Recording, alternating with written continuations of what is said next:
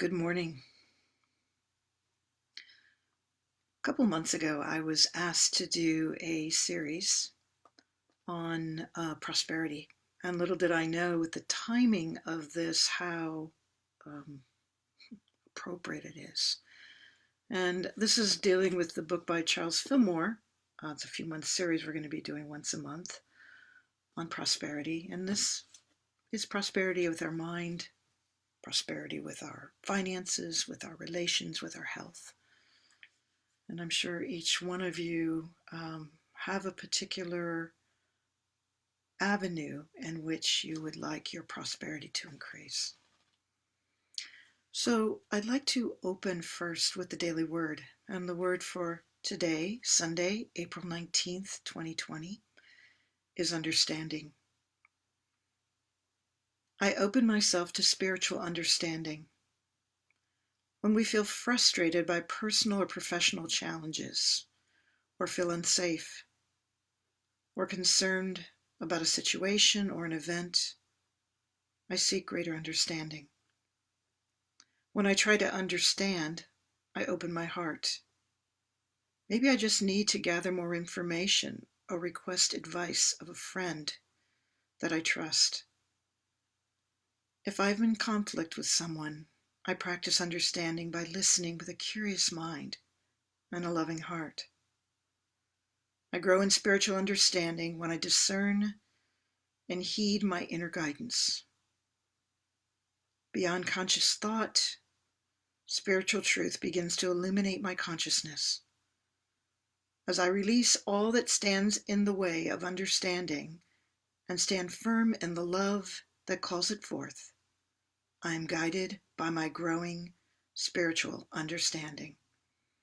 And from Psalms 119, your decrees are righteousness forever. Give me an understanding heart that I may live.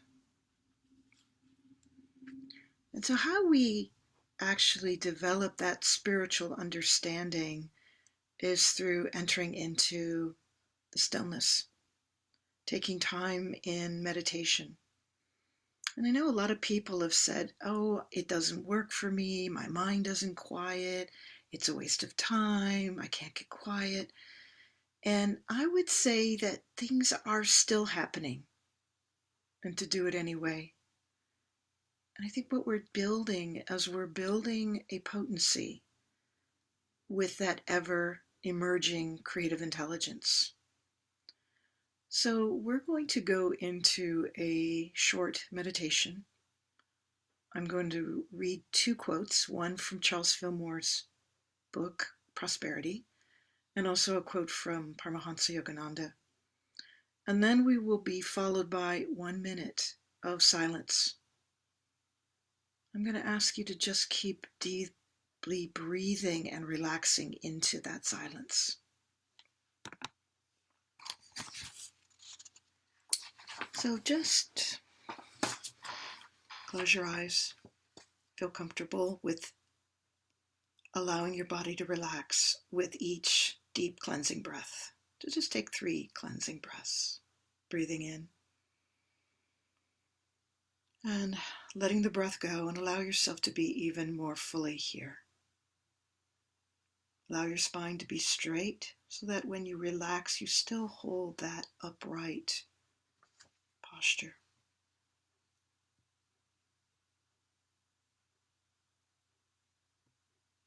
From Charles Fillmore.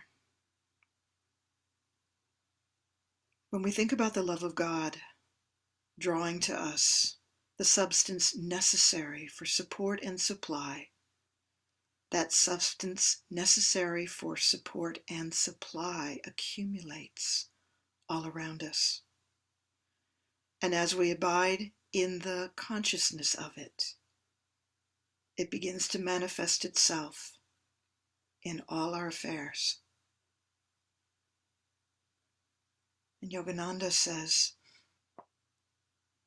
but you cannot know God by the intellect alone. You have to feel and experience God within yourself. All truth must be assimilated not just kept on the intellectual plane. It is assimilated steadily in the stillness.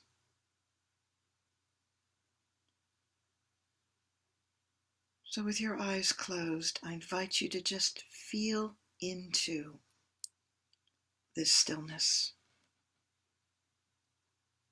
Let yourself feel the love of God. Feel it surrounding you. Feel it filling you. Feel that light of truth all around you. A deep peace, compassion, healing.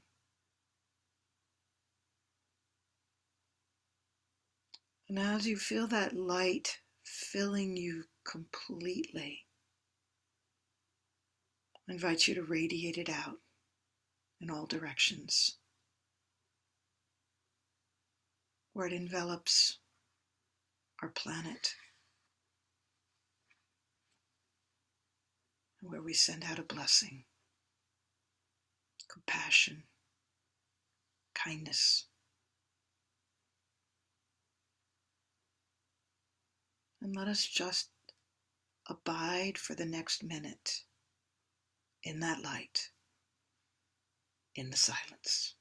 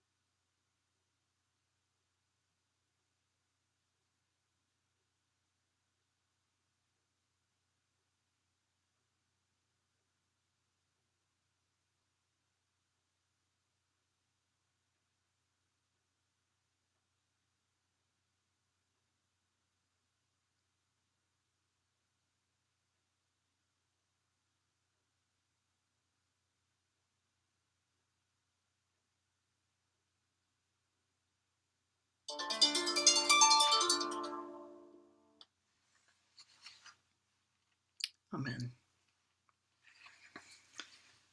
Well, we're definitely living in interesting times. This is my first time of doing Facebook Live.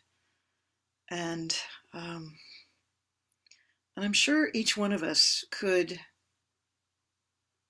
count on many fingers the challenges that we face, or if we're not facing it, we know somebody that is. And there's a Chinese word for crisis, which is opportunity. And in some ways, I believe we were made for these times. And it's also calling for us to be a little bit of a spiritual warrior. And it's asking us to really anchor in to what centers us. I think with all the busyness stopping, we're being asked to look at certain things in our lives, and some of them aren't going to be a fit when we go back, when the reset button's been hit. And I think what we do now actually is going to determine a lot of how we go forward. Reverend James Trapp wrote this recently. He said, "We have all the power we need within us that is more potent than any circumstance we face. That power is the spirit that dwells within each of us. Our role is to tap into that power. And when we do, we lift a vibratory frequency to rise above the challenges that show up in our lives, including the crisis that we're now facing." So we're going to go back to basics, Metaphysics 101. And Charles Fillmore first talks about God not as a form, not as a being, but as substance, and that everything is made of that substance in what he calls the invisible ethers. This book was written in 1936, so ether had to do with that invisible realm, that things rise up from the invisible, have a life, and then they dissolve back into the invisible. And he says man or woman, human, is made of two natures. We have both being and appearance. We have both the visible and the invisible. And he said that in we also exist in an electromagnetic field. And if I think about even when we talk about matter, which is that appearance, science say that we are made up of 99.99999% empty space. And they're finding now that matter isn't even as important as the field in which it exists in. So Charles Fillmore was saying that we exist in an electromagnetic field where our thoughts are electric and our thoughts are magnetic. You can imagine if you think of the neural synapses, as we keep thinking similar thoughts, we're putting neural grooves. It's like driving down a dirt road when there's grooves that can so easily the car can just fall into it. Well, as we create thought patterns for ourselves, we naturally occur going back into those places. So thoughts that wire together stay together. They tend to occur more frequently. And as far as our emotions, they can be magnetic. They can have a very pulling quality, or they can have a repulsing quality. So our thoughts and feelings affect, obviously, not only our body, but our environment as well. Today, I think the pandemic that we actually face is fear. And what I find is that if I'm not centered, I react rather than respond. Recently, about 2 weeks ago, my younger brother, I believe, and he believes, had COVID. And he said I called it the beast, because he said it was probably one of the scariest things he ever experienced, where he felt he had the shortness of breath, the exhausting cough, the stitching pain in his lung where he felt like he couldn't breathe into it. And he lives in Georgia. I live here. I felt very hopeless and very reactive of not being able to try to do something.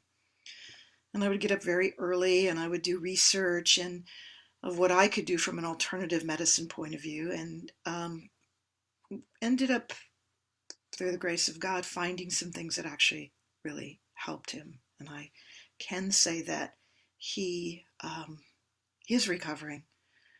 But I knew at some point that my fear was so much bigger than me, and it was consuming me, that I had to give it over. And for each one of you, you may be facing something that you've never faced before. It's such a capacity that it's like, all right, I have to turn it over to a greater authority, because of myself, I don't know how to do this.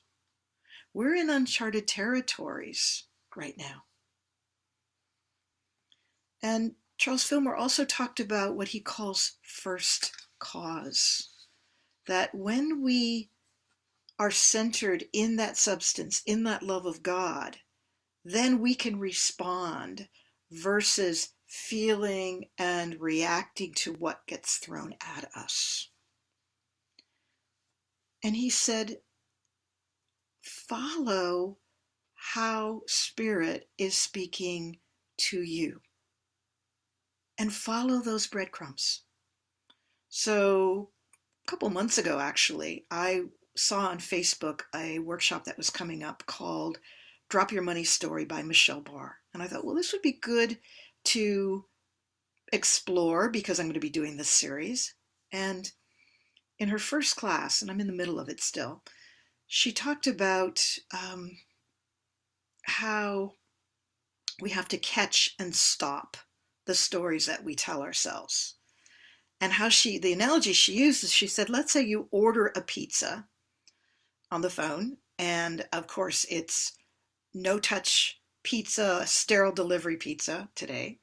But let's say you order that pizza and you say what you want on it. And when you get the pizza, you open the box and you notice, hey, there are things on here I didn't order. What is this? And she said, this is the unconscious mind giving you what you expect.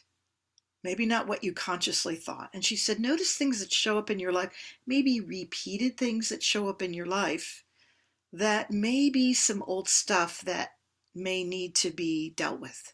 And I think for a lot of us, slowing down, we're having some of those things rise up for us as well. And what she suggests is that when we go into what Hawaiian friends of mine call talk story, when we notice ourselves repeating the same story that may not be serving us, like, I'll never have, I don't deserve, it's too late, it'll never happen, I don't have the smarts, the brains, the beauty, the fill in the blank, that what we do is we're actually reinforcing those neural pathways. And we think they're keeping us safe, and yet what they're doing actually is keeping us stuck. And so she said, when those things come up, when we get things in our life that may be repeated, maybe similar story, maybe different face, that we have to do some way to break that. And one of it is to catch and stop the stories that we're telling. So recently I got a phone call from a very persistent salesman who wanted me to cinch the deal by agreeing for his company to come out and pave my driveway. And the first 4 times I politely said, well, it's not the right time given the situation, and I'm not working, and all of that. And after, he was a very good persistent salesman, and I even acknowledged him for that. But at some point I had to get really firm and say, no, this isn't going to work right now. Please hear me. And when I got, and I even apologized when I was saying it. I said, hey, I'm sorry I'm being really stern here, but you're not hearing me. And when I hung up the phone, I realized I was scared. I was scared about, wow, will I ever have the money? And I just to fix my driveway. And I started to go down that road, and I caught myself. I caught and stopped what normally would be the hook that would take me down the road. So what Michelle Barr says is that when we catch those stories and we break it, we need to see what that underlying emotion is that's there. And it may be history from long ago, of our past. And she suggested the Hawaiian technique of Ho'oponopono, which a whole nother talk. I suggest that you, if you're interested, to look up Joe Vitale's book, Zero Limits, or to look it up online on YouTube. And scripture talks to us about forgiveness freeing up our stuck energy. And I'm going to paraphrase it, saying, if you go to the altar asking for something, if you are holding any grievance against your brother or sister, it's better that you go and you clear that up and clean that up first, then come back to ask for what you want. And why? It's very practical. If I'm pointing my finger, my fist is still clenched, and I'm not open to receive. So if all this inspiration and gifts wanted to come my way, if I'm holding unforgiveness toward myself or someone else, I'm not as available for that guidance. And one of the powerful ways that substance shows up in our lives is through ideas. It's through inspiration. So she said, catch those when we notice ourselves repeating patterns, or when we notice ourselves repeating stories, to stop. And we know how powerful stories are.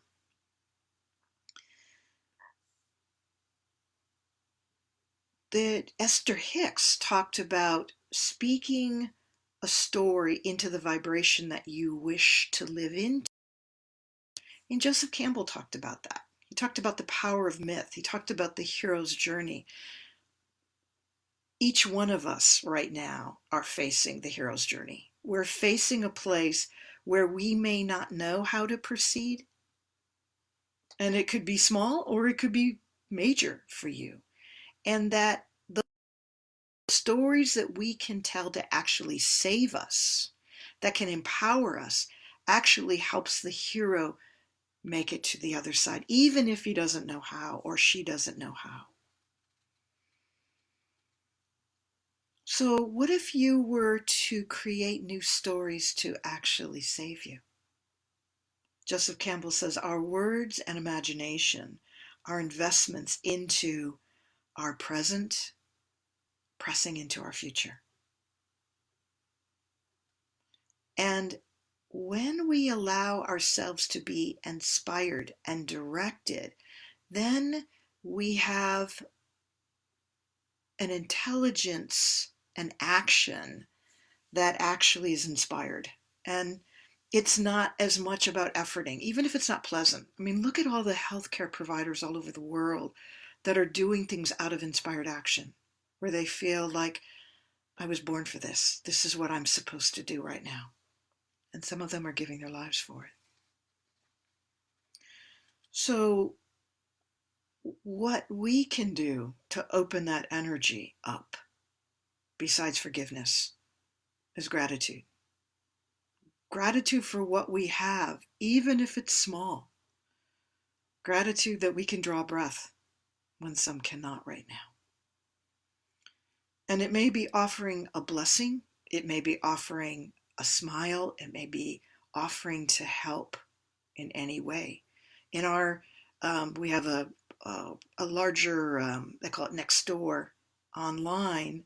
And there was a man who put out a message saying, there's a group of women in their 70s and they would love to help. Does anybody need any masks? They would love to sew them for people. And so I ordered one for myself and my 80-year-old neighbor. And a few weeks later, I got a text to come pick it up.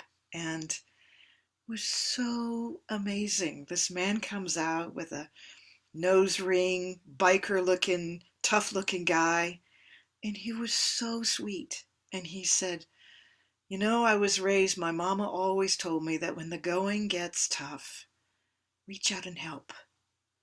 And he said, this is the least that we can do.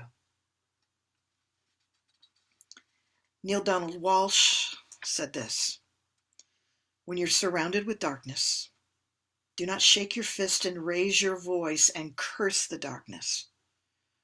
Rather, be a light unto the darkness. How you bring your light is with appreciation for what you have, for those you love. Gratitude is a powerful generative force.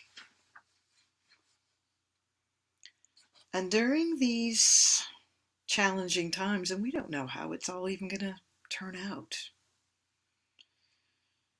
Thich Nhat Hanh, the Vietnamese Buddhist monk, said, no mud, no lotus. We're being stretched. We're being grown. We're actually being in this time of forced retreat to look at things that we need to look at and to develop some inner capacities.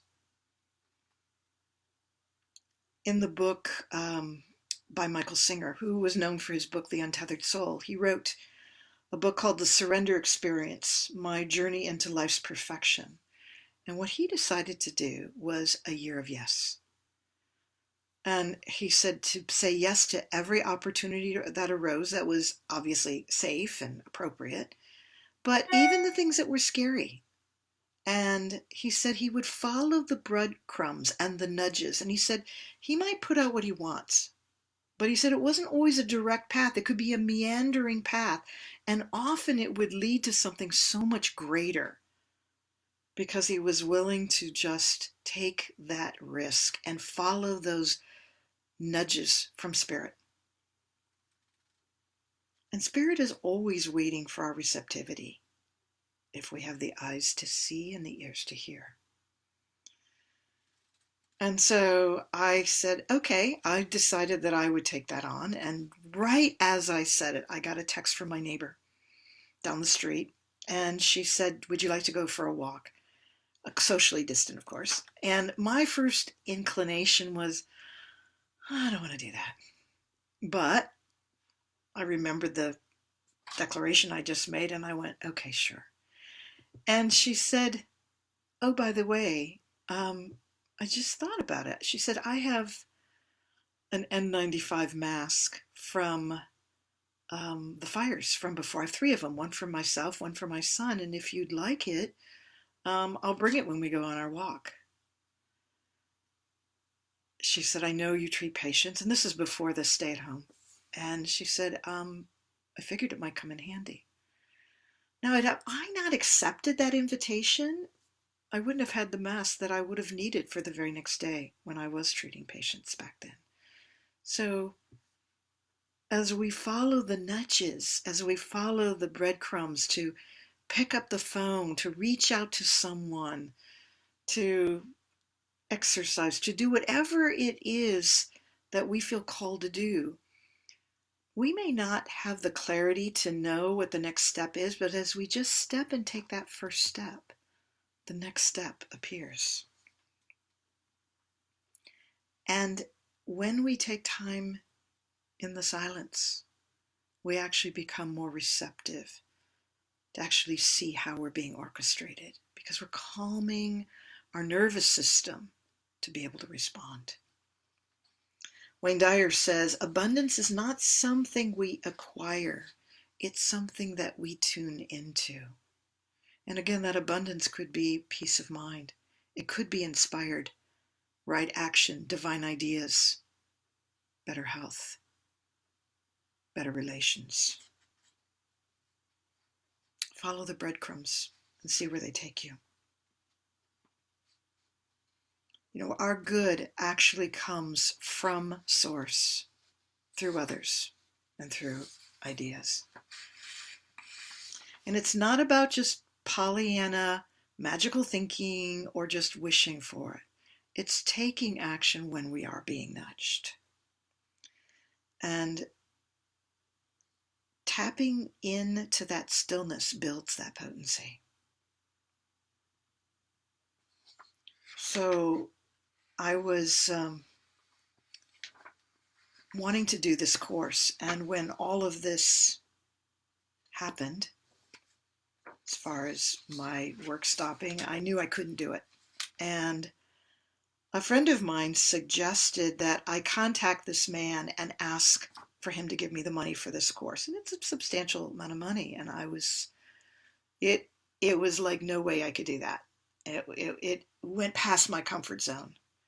But I thought, well, what if I were to post it in this private Facebook group saying something like, well, we're all in different financial situations right now. And I'm like to request that we open a scholarship for people who may not be able to do this course, me being one of those recipients. And if you can't contribute to the scholarship fund for us, then please just send a blessing.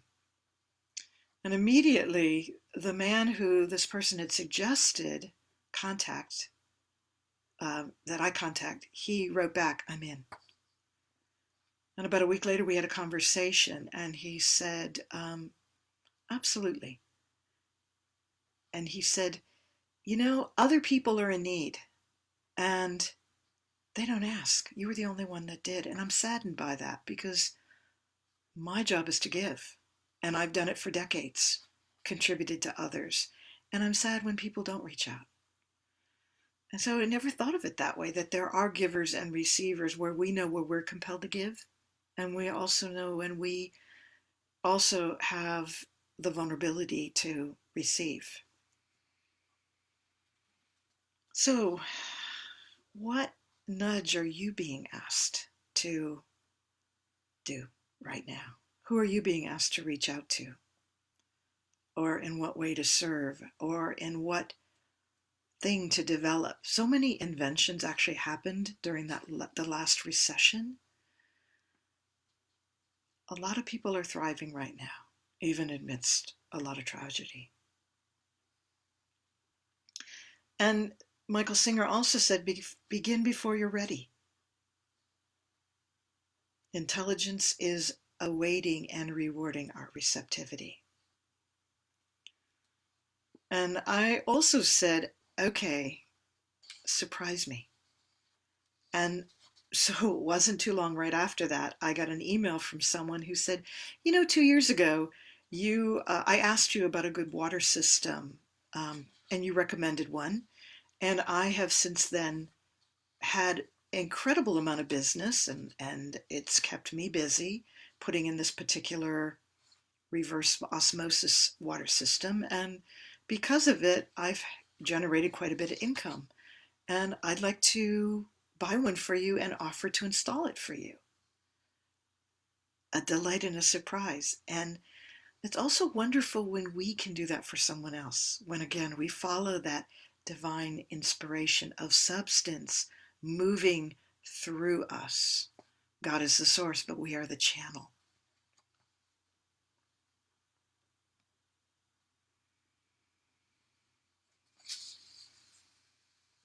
Stillness. Stillness anchors us, even when we are riding these rocky times. And so I would ask also, what steady diet are you feeding yourself? And I don't mean just food. I mean food for thought. I mean, what emotions? Is it soothing and building your nervous system? Is it maybe calling you to action or social justice? Live into a story that empowers you. I love how I just lost my place. Stillness.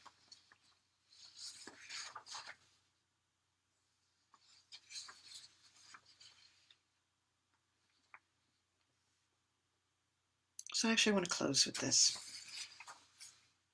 John Randolph Price does a 40-day prosperity meditation, and he writes this: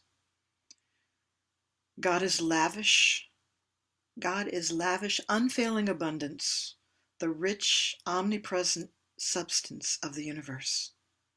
This all-providing source of infinite prosperity, health, well-being is individualized as me. It is the reality of me. Who we are is so much greater than we can even imagine. What abides in and through us. So remember the potency of your being, the reality of you, reality that dwells within you, that guides your choices as you open more to it. Who you are is this great love, and the challenges that await us express that great love, to create, to love, and to be sustained in that which sustains us all. So I'm going to leave you with a musical mantra and show you this. And if you can't read it, it says, show love, it never fails. Love is the total understanding of everything that is. We're being asked to love fiercely, serve with wild abandon, and really discover the potency of what lives, moves, and has being in us. Remember who you are. Remember who you are. Remember who you are.